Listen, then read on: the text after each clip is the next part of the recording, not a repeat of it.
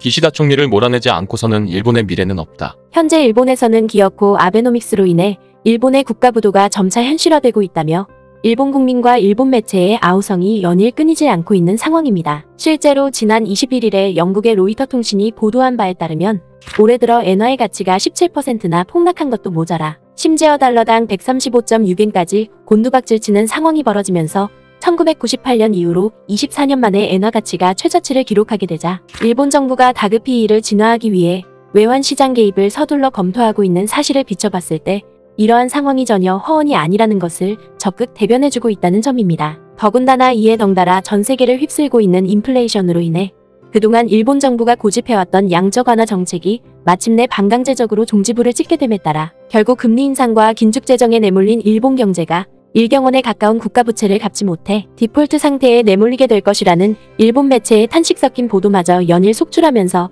일본 정부를 더욱더 궁지로 내몰고 있는 상황입니다. 심지어 일본의 주요 매체들은 자국 경제가 이처럼 한 치 앞을 분간할 수 없을 정도로 막다른 길에 내몰린 배경에는 아베 총리가 추진한 아베노믹스에 더해 지난해에 집권한 기시다 총리의 무능한 경제정책이 자리잡고 있다며 일본 국민들이 이를 바로잡지 않고서는 일본의 국가 파산이 현실화될 수밖에 없을 것이라는 사상 초유의 경고를 내놓고 나서면서 일본 정부를 아연 실색해하고 있다는 점입니다. 이와 관련해 최근 일본의 유력 경제 매체인 프레지던트는 터무니없는 경제정책을 계속해서 남발하고 있는 기시다 총리를 일본 국민들이 몰아내지 않고서는 한국과 대만의 추월을 계속 눈뜨고 지켜보는 것도 모자라 끝내 일본 경제의 파산까지 선언하는 상황을 맞닥뜨려야 할 것이라며 서슬퍼런 비판을 가하고 나섰습니다. 먼저 이 매체는 단도직입적으로 지난 2020년에 불명예스럽게 퇴진한 아베 총리의 빚의 유산이 일본 사회를 정면으로 강타하고 있다고 지적했습니다. 그러면서 일본 매체인 프레지던트는 아베 총리가 2012년에 집권할 당시에 세계의 화살이라는 경제정책을 꺼내들고 나섰다고 보도했습니다. 이는 양적 완화를 의미하는 대담한 금융정책과 더불어 기동적인 재정정책과 민간 투자를 활성화시키는 성장 전략을 세계의 화살로 지칭함으로써 아베 총리의 대표적인 경제정책으로 줄곧 자리잡게 됐다는 것입니다. 하지만 일본 매체는 아베 총리가 세계의 화살을 근거로 해 연간 명목 성장률 2%와 2%대의 물가 안정을 위한 금융완화 정책을 의욕적으로 추진했음에도 불구하고 결과적으로는 7년 8개월이라는 임기 내내 이를 달성하지 못했다고 비판했습니다. 더군다나 일본 매체는 이른바 아베노믹스라고 지칭되는 아베의 경제정책은 오늘날에 이르러서도 일본 경제에 도움이 되기는커녕 오히려 일본 경제를 침몰로 이끌고 있는 커다란 암초로 자리잡고 있다고 지적했습니다. 실제로 일본 매체는 당시 아베 총리의 무분별한 양적 완화 정책으로 인해 오늘날 일본의 국가 채무가 1000조엔을 돌파했고 이에 덩달아 GDP 대비 채무 비율 역시도 256.9%를 넘어설 만큼 주요 선진국들 중에서 단연 최고의 빚더미 국가로 자리잡게 되는 지경에 이르렀다고 보도했습니다. 특히 일본 매체는 아베 총리가 남긴 이 같은 거대한 빚더미는 오늘날 증대되고 있는 글로벌 금융위기에서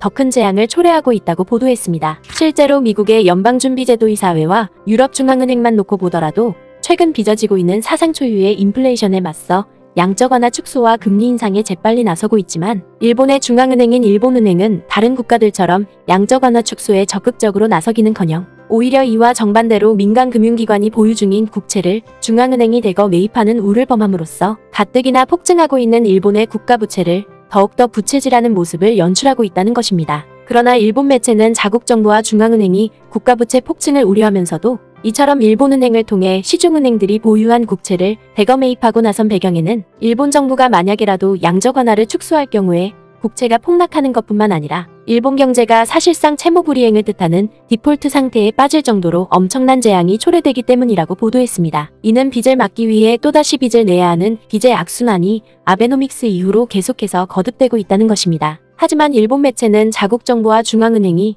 이처럼 엄발에 오줌 누는 식의 미봉책을 통해 간신히 디폴트를 면하고 있지만 이내 이러한 국면이 오래 지속되지 못할 것이라고 비판했습니다. 바로 미국과 세계 각지에서 거세게 몰아치고 있는 인플레이션이 이제 막 일본에도 들이닥치기 시작하면서 일본 정부가 더 이상 양적 완화를 지탱할 수 없을 정도로 진퇴양난에 내몰리고 있다는 것입니다. 실제로 일본 매체는 지난해 10월부터 미국과 유럽의 소비자 물가지수가 각각 6.2%와 4.1%를 나타낼 정도로 인플레이션 기조를 확실히 보여온 만큼 일본 역시도 이를 피해가기란 사실상 불가능에 가깝다고 보도했습니다. 더군다나 일본 매체는 빚의 수렁에 내몰린 자국 경제의 암담한 상황은 이내 극심한 경제 침체로까지 이어지게 되면서 일본 국민들의 생활 여건에도 엄청난 악영향을 미치고 있다고 비판했습니다. 특히 일본 매체는 아베 총리가 버려놓은 빚의 수렁을 기시다 총리가 제대로 수습하기는커녕 오히려 화를 더욱더 키우고 있는 실정이라며 매우 거센 분노를 터뜨렸습니다. 이는 지난해 10월에 집권한 기시다 총리가 자신의 대표적인 경제정책으로 새로운 자본주의와 더불어 성장과 분배 정책을 표명하고 나섰지만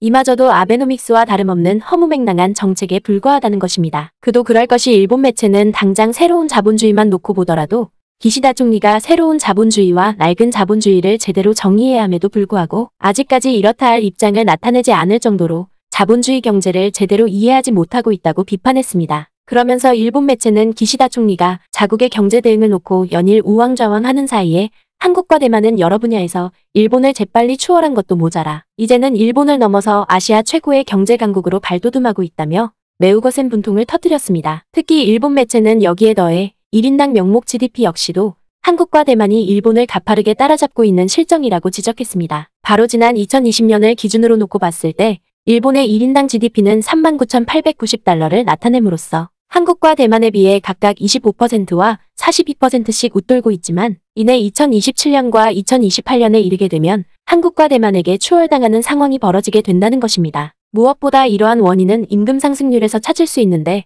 한국과 대만은 2025년까지 각각 연평균 6%와 8.4%씩 증가하는 데 반해 일본은 고작 2%만 증가하는 데 그치면서 이러한 역전 현상이 벌어지고 있다는 것입니다. 뿐만 아니라 구매력을 기준으로 한 평균 임금에서는 이미 한국이 3년 전부터 일본을 추월할 정도로 엄청난 급성장을 이뤄내고 있다는 것입니다. 더군다나 일본 매체는 자국 정부가 신산업 육성과 건전한 재정정책 마련에 적극적으로 나서지 않고 오히려 양적 완화를 남발해 일본 경제를 빚더미에 올려놓은 사이에 한국과 대만은 재빠른 체질 개선과 노동 생산성 향상 노력을 통해 오늘날 극대화되고 있는 신냉전 질서에서도 주력 산업인 반도체와 배터리를 무기로 세계 무대를 종횡무진하고 있다며 매우 큰 부러움과 탄식을 터뜨렸습니다. 특히 일본 매체는 행정 분야만 놓고 보더라도 한국은 이미 디지털화를 통해 신속한 행정 대응이 가능한 반면에 일본 정부는 여전히 도장 날인을 필요로 하는 아날로그 행정에서 단 한 발자국도 벗어나지 못한 상태라고 비판했습니다. 뿐만 아니라 일본 매체인 프레지던트는 여기에 더해